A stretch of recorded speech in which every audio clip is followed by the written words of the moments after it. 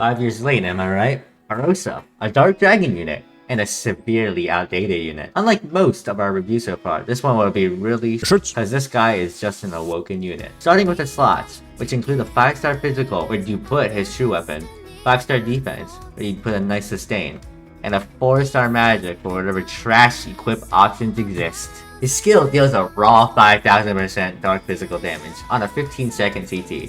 This basically provides nothing but raw damage, which is basically pure dog compared to the modern units nowadays, which increase arts and several other things that are much more helpful than whatever this is. His arts deals 12,800% dark physical damage, and for 20 seconds, it increases allies' critical resistance by 30% and gives all allies a damage barrier that negates 3,000 damage. An arts that's not too terrible and actually benefits the team, no way!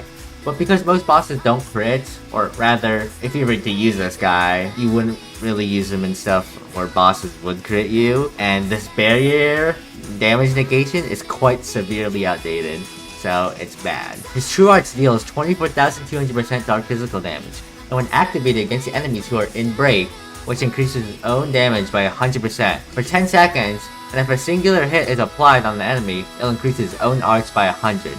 All of this requires the enemy to be in break, hence his high break powers.